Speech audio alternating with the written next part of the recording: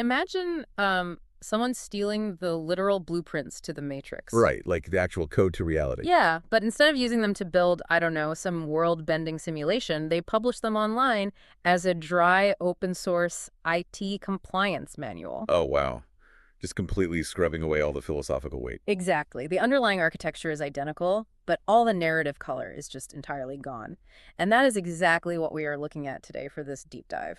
It's a genuinely bizarre situation, honestly. It Yeah. really forces us to look at, how we assign ownership to ideas. It totally shatters the mold of traditional intellectual property theft. I mean, we aren't talking about pirated source code or ripped-off pop melodies here. No, not at all. For this deep dive, our mission is to analyze a very public clarification issued by Dr. Melvin Sewell. Right, the CEO and academic dean of the Cosmic University of Echo Rift Studies at X. That's the one. He is publicly accusing the creator of a 2026 GitHub repository of ripping off his serialized publications. We are talking about the alleged theft of survival geometries, the unauthorized appropriation of multiversal threats and collapse protocols. Yeah, these are highly specific frameworks that originally appeared in a venue known as Bibebibebibe Magazine. Okay, let's unpack this because we have so many layers to get through here. We've got a public repository on GitHub clashing with cosmic universities and multiversal survival guides. We really do. Our goal today is to examine the extremely porous boundary between speculative fiction, academic research, and proprietary frameworks. Because it's a very fine line, right? Exactly. We're going to look closely at the specific mechanics of the lore that was allegedly appropriated, and we'll explore Dr. Sewell's unique terminology. Things like mythic infrastructure. Right. And fundamentally, we're going to examine how a sprawling cosmic sci-fi narrative is being aggressively defended as original proprietary diagnostic research. Well, before we get into the actual what of these multiversal threats, I feel like we have to establish the facts of the dispute just to ground everyone listening. Yeah, that's a good idea. The timeline here is the absolute anchor of Dr. Sewell's argument. Because in any intellectual property claim, provenance is everything, you know. Who planted the flag first? Right. And Dr. Sewell lays out a meticulous timeline in his public statement. The original concepts, the specific terminology, the mechanical frameworks of his universe, he published all of these in Bibebibebibe Magazine across 2024 and 2025. Okay, so 2024 and 2025. Yes, and we compare that to the allegedly offending material, which is housed in a GitHub repository with a very clinical alphanumeric name. QWM PRAT3A, right? That's it. And the creation date on that repository is February 14th, 2026. Okay, so the timeline undeniably supports his claim. I mean, 2024 comes before 2026. He has the digital paper trail establishing his originality. He definitely does. Yeah. But he explicitly notes in his public clarification that the document sitting on GitHub is speculative fiction. Right. He clarifies, without any ambiguity, that it is not peer-reviewed science. Yeah, he is drawing a hard line to ensure his readers aren't confused. He argues that the unauthorized use of his specific terminology risks misrepresenting the true origins of the ideas. So he's saying the intellectual foundation belongs entirely to his serialized publications. Exactly.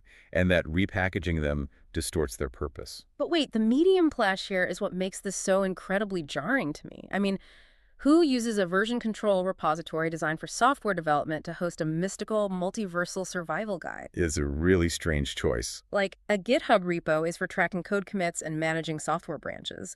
Seeing something called collapse protocols hosted there feels completely alien. It does. It's a deliberate choice by the repository creator to present this speculative fiction through the aesthetic of a sterile engineering project. Yeah, and that aesthetic translation is the core of Dr. Sewell's grievance, isn't it? It absolutely is. What's fascinating here is how his highly evocative sci-fi lexicon was systematically drained of its narrative soul and translated into dry, technical manual speak. Let's look at the mechanisms of that translation, because the shift in vocabulary fundamentally alters how these concepts function. Right. He provides a one-to-one mapping as evidence. Yeah, take issue number 7 of his magazine, where Dr. Sewell introduced the reality level analyzer HUD. In the 2026 GitHub repository, that exact same mechanical concept appears as the Tri-Axial Dial Assembly. The terminology is just totally flattened. Exactly. In Sewell's universe, a reality level analyzer isn't just a dashboard. It actively interfaces with the existential stability of the user. It measures the literal fabric of reality around them. And the GitHub repository just turns that into a dial. It's like someone taking a highly specific, homebrewed tabletop RPG campaign and simply filing off the serial numbers, like renaming a lightsaber to a plasma sword. That's a great analogy. The repository author consistently strips away the metaphysical elements to favor biological computing or mechanical terminology. Do we have another example? Oh, yeah. Another striking example is Dr. Sewell's intent mapping grid from issue 11. The GitHub author reframed this as mental-aided targeting. Wow, that specific change is so telling. Right. Because intent implies a soul, a consciousness, a willpower that shapes reality. It has a real mystical weight to it. Yeah, whereas mental-aided targeting reduces the human mind to a mere targeting CPU. It implies cold, calculated military tech. It just completely strips out the entire philosophical foundation of Sewell's concept. We see the exact same reductive process with his entropy anchors from issue 8. Oh, right, the entropy anchors. In Sewell's framework, entropy isn't just thermodynamic decay. It is the active unraveling of narrative and existential coherence. So an entropy anchor is a mechanism to pin a collapsing reality in place, right? Exactly. And it often requires immense willpower from the observer. But the repository repackages these into entropy feedback and observer divergence, turning a desperate philosophical survival tool into what sounds like a routine signal error in a communications array. It really is. It's like someone stealing a passionate, tragic love letter and translating it into a binding legal contract. The underlying facts might technically remain the same, but the entire emotional geometry has been sanitized and destroyed. You've kept the structure, but lost the meaning completely. And we haven't even touched on the SH1 adaptive constructs from issue 6. Oh, yeah, which Dr. Sewell claims were echoed in the repository's appendices on negotiation manipulation and projectile avoidance. Stripping away that narrative color doesn't just change the tone of the work, it completely dismantles Dr. Sewell's underlying goal. Right, because he treats these fictional frameworks with the gravitas of a geopolitical whistleblower. He really does. To understand why he is reacting that way, rather than as just a slightly annoyed sci-fi author, we have to examine his sovereign diagnostic disclaimer. The disclaimer attached to his work at the Cosmic University and Bibebibebibe Magazine? Yes. It is vital to understanding his epistemological worldview. He goes out of his way to clarify that his site, his magazine posts, and his associated films are not affiliated with any government or political party. Or intelligence agency or activist group. Yeah, he's very clear about that. He asserts that his materials are authored as mythic infrastructure, a cinematic indictment, and a sovereign broadcast. A sovereign broadcast? That's intense. He claims the purpose of this infrastructure is to expose genuine, real-world phenomena, things like ritualized containment, actor convergence, and systemic erosion.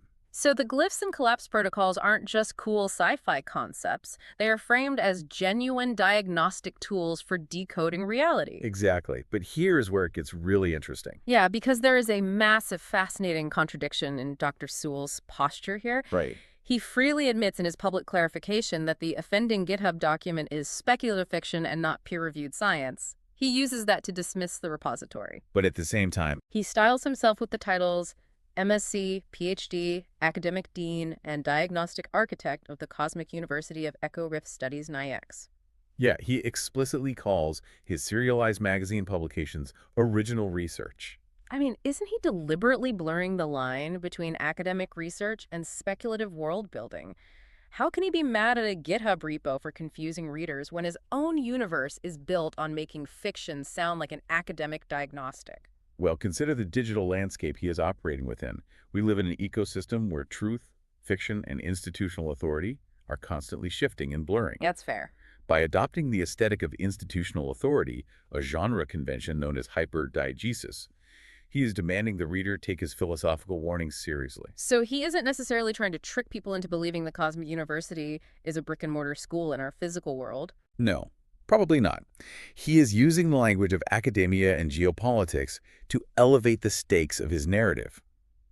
In a post-truth internet, adopting that aesthetic might be the only way a creator can signal that their speculative fiction contains profound, real-world truths. So you're saying the academic cosplay isn't a gimmick, it's the delivery mechanism. Exactly. But I mean, if you build a sandbox that looks exactly like a real-world scientific institution, complete with diagnostic tools and academic journals, you are intentionally inviting a certain level of documentary-style reality. You really are. You can't really feign shock when a reader steps into that sandbox and decides to fork your diagnostic tools into a GitHub repository. If you tell the internet you've created a technical framework for reality, the internet is going to treat it like code. And that tension is exactly why this dispute is so profound.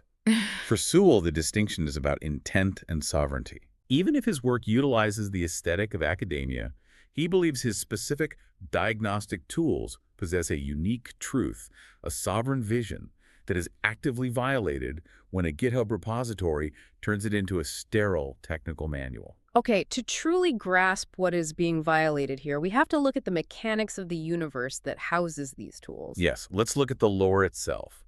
Because these items aren't just sitting in a textbook, they are active mechanical elements in the saga of a character named Saikou Venga. The lore itself is where you realize how deeply integrated these stolen concepts are. The source material outlines an 8-chapter origin story for Saikou Venga. And this is where the mythic infrastructure becomes kinetic. Right. Chapter 1 introduces Saikou as a being born between two massive cosmic forces, slip flow and counterflow. We need to define the mechanics of those forces because they are the foundation of Sewell's universe. Okay, what are they? Well, slip flow operates as the fluid, branching pathways of multiversal possibility. It's the current of creation and an anomaly. And counterflow. Counterflow is the entropic, self-correcting mechanism of the multiverse. It is the predatory tide that tries to erase anomalies and enforce systemic order. And Saikou is the ultimate anomaly. He is explicitly marked by the SH1 curse gift. Which is the exact same concept, the SH1 adaptive constructs, that the GitHub repository lifted for their dry appendices on negotiation manipulation. But in Sewell's lore, the SH1 isn't a manipulation tactic at all. It is a series of adaptive geometric constructs that are literally burning into Saikou's skin. It sounds so intense. It really is. It intertwines immense cosmic power with excruciating physical pain, binding him to something ancient. It's a visceral biological burden. And you see the tragedy of the GitHub repository's translation when you watch Saikou actively use these tools in the story. Like the reality level analyzer HUD we talked about. Exactly. The repository called it a waveform visualization terminal for raw data. But in Chapter 3 of the saga, Saikou relies on the Analyzer HUD to realize his own existential coherence is failing. Wow, so it's life or death. Yeah, he uses it to watch his collapse probability rising as the counterflow approaches. It is an emotional survival tool, inextricably linked to his mortality. And to fight that rising collapse probability, Saikou has to execute a deeply specific 5-stage ritual. Right. The stages are resonance, geometry, correction, intent, and deployment of what Sewell calls the slip flow edge. There is that crucial word again, intent. Yeah, the intent mapping grid. Sewell's intent mapping grid isn't a targeting computer. It is the 4th stage of a mystical, reality-bending ritual required to survive erasure. By removing the ritual aspect, the GitHub repository turned a spiritual defense mechanism into an automated protocol. But survive against what exactly? Yeah. Chapter 5 introduces the tangible multiversal threats that enforce the counterflow. Because Saikou is actively hunted by reality itself. He is. And these threats have specific functional names in the lore. Counterflow mimics, coherence predators, and null flow pockets. A null flow pocket. That just sounds terrifying. It is. It isn't just a physical hazard. It is an area where the possibility of existence drops to absolute zero. It is phenomenal world building. It feels kinetic and terrifying. And it culminates in this incredible, deeply traumatic realization in Chapter 7. Where Saikou is surrounded by corrupted data and the failed, erased versions of himself. Yes. He realizes the dark truth of his existence. He isn't just a random victim being pushed around by the multiverse. He is the specific anomaly that the multiverse actively fears. He is the glitch in the cosmic system. And the final panel of the lore leaves Saikou standing defiant in a collapsing slip flow corridor. He is wielding the chains of cosmic energy from the true flow force, essentially daring the multiverse to try and erase him. He embodies the refusal to be contained by systemic erosion. When you lay out the mechanics of Saikou's journey like that, the crux of this entire deep dive comes into sharp focus. It really does. Because in Dr. Sewell's eyes, this story of the true flow force isn't just an entertaining graphic novel pitch. No, it is the literal vehicle for his sovereign diagnostics. The story is the delivery mechanism for his real-world warnings about ritualized containment and systemic erosion. The characters and the geometry are metaphors for resisting control. So making off with his reality analyzers and entropy anchors isn't just a simple case of copyright infringement. No, it is the hostile appropriation of his entire diagnostic vision of reality. He is defending a vocabulary designed to decode our world, which he has meticulously disguised as a story about a collapsing multiverse. And when that vocabulary is hijacked and stripped of its intent, the diagnostic tool is broken. Exactly. Well, let's bring this all together for everyone listening. We started today with what appeared to be a bizarre, hyper-niche copyright dispute over a 2026 GitHub repository. Right, over HUDs and entropy anchors. Yeah, and we analyzed the mechanics of how a deeply philosophical, reality-bending sci-fi lexicon was clinically translated into the sterile language of an IT manual. We debated the tension of Dr. Sewell's mythic infrastructure, exploring why a creator might use the hyperdiegetic aesthetic of a cosmic university to make their fiction carry the weight of a geopolitical diagnostic. And finally, we explored the physics of the Sitflow universe, seeing how these stolen concepts were actually the beating emotional heart of Saikou Venga's fight against existential erasure. It serves as a brilliant case study in how form and content interact, and how we assign value to ideas in a digital age where context is so easily stripped away. It absolutely does. The medium you choose to tell your story completely dictates how the internet will digest it. If we connect this to the bigger picture, it asks profound questions about the vulnerability of modern storytelling. I want to leave you, the listener, with a final thought to ponder. Okay, what is it? We discussed the risk Dr. Sewell took by utilizing the aesthetics of academia.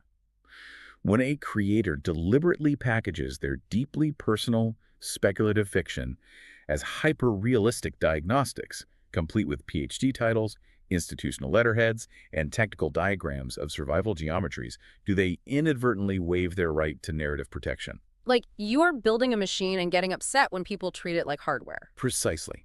If you build a mythic infrastructure that is meticulously designed to look, feel, and sound exactly like a real-world, open-source technical framework, well, should you really be surprised when someone on a developer platform takes you at your word, strips out the fiction, and tries to fork the code? That is the ultimate danger of hyperdiegesis. If you draw the blueprint too well, someone is going to try and build the house, or in this case, upload the house to GitHub. Exactly. Thank you for joining us on this deep dive. Keep questioning the reality and the formatting of the information you consume, and I'll catch you on the next one.